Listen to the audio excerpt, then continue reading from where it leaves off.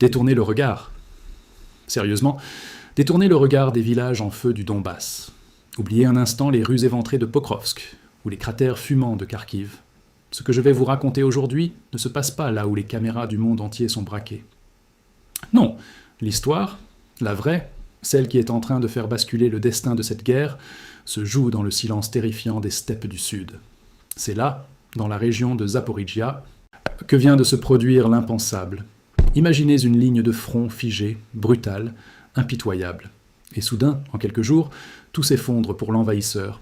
L'armée russe vient d'opérer sa plus grande retraite sur le front sud depuis des mois.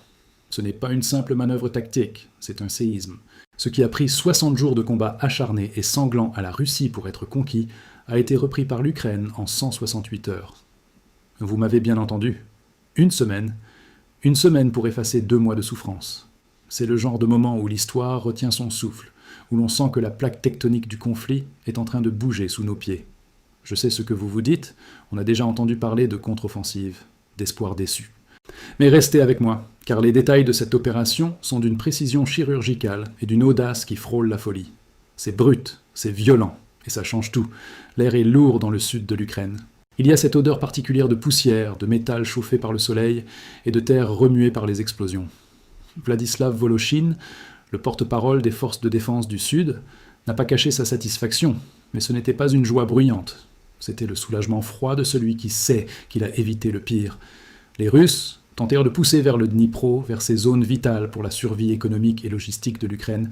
Ils voulaient couper la gorge du Sud. Mais ils se sont heurtés à un mur. Pire qu'un mur, ils se sont heurtés à une faux. Dans le secteur d'Olexandrivka, c'était l'enfer sur terre. La frontière entre Donetsk et Zaporijia est devenue un hachoir. Les troupes ukrainiennes n'ont pas seulement stoppé l'ennemi. Elles l'ont brisé, l'empêchant d'atteindre le village de Pokrovsk. Mais ce n'est que la surface des choses. Ce qui s'est passé ensuite est ce qui a fait crier de victoire les généraux à Kiev. L'armée russe, épuisée, usée par des mois de harcèlement constant, a dû abandonner 10 km de territoire. 10 km. Sur une carte, c'est une ligne. Sur le terrain, c'est un monde. C'est des milliers de vies. C'est des positions fortifiées. C'est du sang versé pour chaque mètre. Et ils ont dû tout lâcher. Imaginez la scène. Ce n'était pas une retraite ordonnée. C'était un effondrement. L'Ukraine a avancé le long des rivières Ouliaïpol et Yantchur, libérant plus de 10 localités. Chacun de ces villages, aussi petits soient-ils, était un bastion, un point de pression utilisé par Moscou pour étouffer les lignes de défense ukrainiennes. Et maintenant, ils sont libres. C'était comme une partie d'échecs, jouée avec des pièces en acier et en chair. L'armée ukrainienne a déployé ses unités les plus spéciales, l'élite de l'élite, pour créer une surprise totale. Au centre de ce maelstrom se trouvait le 225e régiment d'assaut séparé. Ces gars-là, ce ne sont pas des conscrits. Oh, ce sont des professionnels endurcis. Près de Ouliaïpol, ils ont nettoyé les positions russes avec une efficacité terrifiante. Dans un seul village, 40 soldats russes neutralisés en une journée. Mais ce qui m'a vraiment frappé, ce qui m'a glacé le sang tout en me donnant une lueur d'espoir sur la nature humaine, c'est ce qui s'est passé à Staromayorsk. C'était du combat rapproché. Le genre de combat où vous voyez le blanc des yeux de l'homme que vous allez tuer.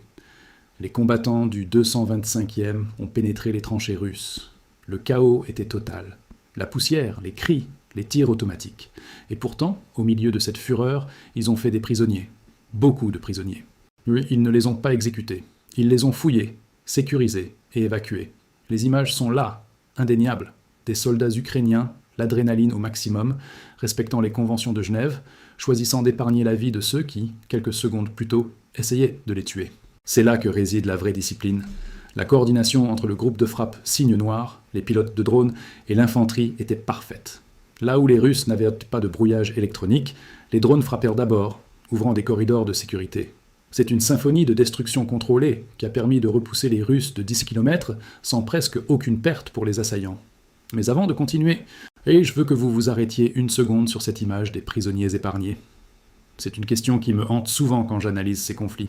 Dans la fureur du moment, quand votre vie ne tient qu'à un fil, qu'est-ce qui vous empêche de presser la détente une fois de trop ? Alors, posez-vous cette question. Est-ce que la vraie force réside dans la capacité à détruire ou dans la capacité à se retenir quand tout nous pousse à la violence ? La politique, comme la guerre, est souvent une affaire de pouvoir brut. On pense que celui qui crie le plus fort, celui qui a les plus gros canons ou les plus gros budgets, est celui qui gagne. Mais l'histoire nous montre, encore et encore, que la retenue est une forme supérieure de puissance. La corruption morale commence quand on justifie l'injustifiable au nom de la victoire. Dans votre vie, au bureau, dans vos relations, combien de fois avez-vous vu quelqu'un écraser les autres, simplement parce qu'il le pouvait? La vraie autorité, celle qui inspire le respect et non la peur, vient de la maîtrise de soi. C'est la différence entre un tyran et un leader. Les soldats du 225e régiment, en épargnant ses vies, ont envoyé un message politique plus fort que n'importe quel discours. Nous ne sommes pas comme vous. Nous gardons notre humanité même en enfer.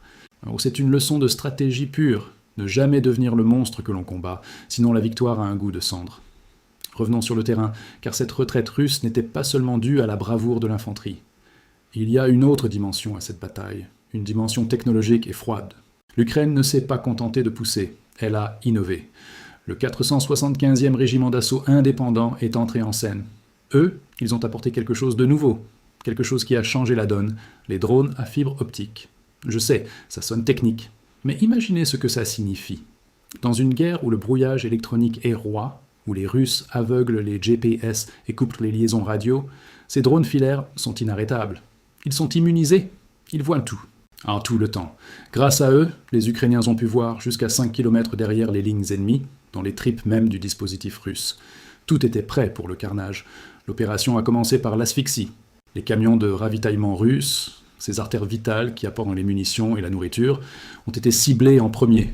C'était systématique. Un convoi repéré, un convoi détruit par des frappes aériennes avant même d'atteindre le front. Ensuite, le travail au sol a commencé. Les soldats russes, terrés comme des bêtes dans des tranchées forestières, pensaient être à l'abri. Ils avaient creusé profond. Mais le 475e régiment les a délogés, mètre par mètre, trou par trou. Ils ont repris des positions clés qui devaient servir de tremplin pour une future offensive russe en 2026. Vous réalisez, l'Ukraine n'a pas seulement gagné du terrain aujourd'hui, elle a annulé les plans de l'ennemi pour les 2 prochaines années. C'est un coup de maître temporel. Pendant ce temps, le 33e régiment d'assaut nettoyait le village de Koziv. Là encore, c'était du travail d'orfèvre. Infanterie et drones travaillant en tandem pour débusquer les Russes cachés dans les maisons civiles. C'est du combat urbain, le plus sale, le plus difficile, mais leur expertise a payé. Et comme si cela ne suffisait pas, les parachutistes sont arrivés. Les 82e et 95e brigades aéroportées, redéployées depuis le secteur de Pokrovsk, ont frappé comme la foudre. Des véhicules blindés légers, une mobilité extrême exploitant chaque brèche, chaque fissure dans la défense russe. La présence de ces unités d'élite a paniqué le commandement russe. Ils ne savaient plus où donner de la tête, incapables de colmater les brèches qui s'ouvrirent partout le long de la rivière Yanchur. Tout cela nous amène à une réalité fascinante. Les Russes, dans leur désespoir, ont essayé d'utiliser des tactiques de guérilla, des petits groupes rapides sur des motos et des quads pour évacuer leurs blessés ou lancer des assauts suicides. Mais ils ont rencontré l'équipe Faucon de fer, des drones FPV modifiés, transformés en missiles guidés ultra rapides. Le ministre russe de la Défense s'était vanté de l'efficacité de ces motos. Eh bien, face aux Faucons de fer, elles n'étaient que des cercueils roulants. C'est une humiliation technologique totale. Mais je veux que vous imaginiez un instant l'état d'esprit du commandement russe face à cet échec cuisant. Ils ont la masse, ils ont le nombre, et pourtant, ils reculent face à l'intelligence et l'agilité. Alors, demandez-vous, à quoi sert la force brute si elle est aveugle et sourde face à un esprit qui s'adapte ? C'est une vérité universelle qui dépasse la politique. On voit souvent des structures énormes, des gouvernements, des grandes entreprises s'effondrer non pas parce qu'elles manquent de ressources, mais parce qu'elles manquent d'agilité. La bureaucratie, la rigidité, l'incapacité à remettre en question ses propres méthodes, c'est le cancer des empires. Les Russes ont planifié une guerre statique, une guerre de tranchées à l'ancienne. Les Ukrainiens, eux, mènent une guerre en réseau, flexible, rapide. Dans votre propre vie, c'est la même chose. Si vous restez figé sur vos positions, si vous refusez d'apprendre, si vous comptez uniquement sur vos acquis passés, vous serez dépassé par celui qui est plus affamé, plus malin, plus rapide. La stratégie l'emporte toujours sur le volume. La capacité à pivoter, à utiliser des outils inattendus comme ces drones à fibre optique, c'est ce qui fait la différence entre survivre et prospérer. Ne soyez jamais le géant immobile, soyez l'eau qui s'infiltre partout. La profondeur de cette déroute russe ne s'arrête pas là. Il y a un aspect encore plus sombre pour Moscou, un aspect que l'on oublie souvent. La logistique et l'argent. C'est bien beau de parler de tactique, mais la guerre, c'est aussi un gouffre financier. Et ce qui s'est passé dans ce secteur étroit de 10 km est une catastrophe économique pour le Kremlin. Écoutez bien ces chiffres. car il donne le vertige. En une semaine, juste là, dans ce petit coin de Zaporijjia, la Russie a perdu entre 12 et 15 chars de combat principaux, un des T-80 et des T-72. C'est 30 à 40 millions de dollars qui partent en fumée. Ajoutez à cela 20 véhicules blindés de combat, encore 15 millions. Et je ne parle même pas des systèmes de guerre électroniques ultra sophistiqués, ceux qui prennent des mois à fabriquer et qui sont inestimables. Au total, en 7 jours, la Russie a vu 60 à 70 millions de dollars de matériel moderne transformé en ferraille calcinée. 70 millions. Imaginez ce que cela représente pour une économie sous sanctions. Et face à ce désastre, qu'a fait la propagande russe? C'est là que ça devient tragique, presque pathétique. Les chaînes russes ont commencé à crier à la victoire. Ils ont diffusé des images montrant soi-disant leurs troupes entrant dans le village de Ternuvat et hissant le drapeau russe. « Regardez, nous avançons !» criait-il. Mais la réalité était une farce. L'endroit où ils ont planté ce drapeau n'était même pas dans le village. C'était dans la zone grise, un terrain vague à l'extérieur, là où personne ne vit, un point mort sur la carte. Au moment même où ils filmaient cette mise en scène grotesque pour le journal de 20 heures à Moscou, les troupes ukrainiennes étaient en train de percer leur ligne bien plus loin, rendant cette victoire totalement obsolète. C'était du théâtre pour rassurer les soldats terrifiés au front et les familles endeuillées à la maison. Moscou essayait de couvrir la perte de vrais villages avec des victoires imaginaires sur des écrans. Mais la propagande ne peut pas arrêter les obus de 155 mm. Et c'est là le point crucial. En reprenant ces 10 km, l'Ukraine a placé la ville de Poloï à portée de tir. Poloï, c'est le nœud gordien de la logistique russe dans la région. C'est là que les trains arrivaient pour décharger les munitions. C'est fini maintenant. La gare est devenue une zone de mort. Les Russes doivent décharger 40 km plus loin. Vous savez ce que ça veut dire ? Des camions, des centaines de camions sur des routes défoncées. Et comme nous l'avons vu, les camions russes face aux drones ukrainiens, c'est un massacre assuré. C'est un cauchemar logistique qui commence à étrangler l'armée d'occupation. Même en Crimée, ils commencent à paniquer et à déplacer leurs défenses aériennes. Ils sentent le vent tourner. Mais cette histoire de faux drapeaux, cette tentative désespérée de mentir face à l'évidence de la défaite, cela révèle une faille profonde dans le système. Pourquoi, face à l'échec, le premier réflexe est-il si souvent le mensonge plutôt que l'adaptation? C'est une question de confiance et de responsabilité civique. Un système, qu'il soit politique ou personnel, qui ne peut pas admettre ses erreurs est condamné à les répéter jusqu'à l'effondrement. Le mensonge est une drogue. Il soulage temporairement la douleur de l'échec, mais il ne soigne pas la blessure. Au contraire, il l'infecte. La propagande russe crée une réalité alternative, une bulle où tout va bien alors que le front s'effondre. C'est la définition même de la corruption institutionnelle, quand l'image du pouvoir devient plus importante que la réalité du terrain. Dans nos sociétés, nous devons être vigilants. Quand nos leaders, nos patrons, ou même nous-mêmes, commençons à préférer une belle histoire à une vérité difficile, nous sommes en danger. La vérité est brutale, oui, elle fait mal, mais c'est la seule base solide sur laquelle on peut construire ou reconstruire. Le déni est le prélude à la chute. Et la chute, on la voit aussi dans la technologie. Et les forces cybernétiques ukrainiennes ont joué un tour incroyable aux Russes. Imaginez des soldats russes coupés de tout, essayant désespérément de réactiver des terminaux Starlink volés ou achetés au marché noir pour avoir une connexion. Un groupe de hackers ukrainiens a intercepté ces données, les coordonnées, les identités. Ils ont tout transmis à Kiev. Résultat, les terminaux ont été transformés en briques inutilisables à distance. D'un coup, le noir complet. Plus de communication. La deuxième armée du monde s'est retrouvée à devoir réparer des câbles téléphoniques à la main au milieu du champ de bataille, comme en 1945. Pendant ce temps, Vladimir Soloviev, le propagandiste en chef de Poutine, déraille à la télévision, justifiant l'injustifiable. Mais sur le terrain, les faits sont têtus. L'avancée ukrainienne menace désormais la connexion terrestre entre la Russie et la Crimée. C'est le pont terrestre, ce joyau stratégique, qui est en danger. Le moral change de camp. Les soldats ukrainiens voient que l'ours recule. Les soldats russes sentent que leur chef leur mente. Cette dynamique psychologique est plus puissante que n'importe quel char. L'Ukraine doit maintenant consolider.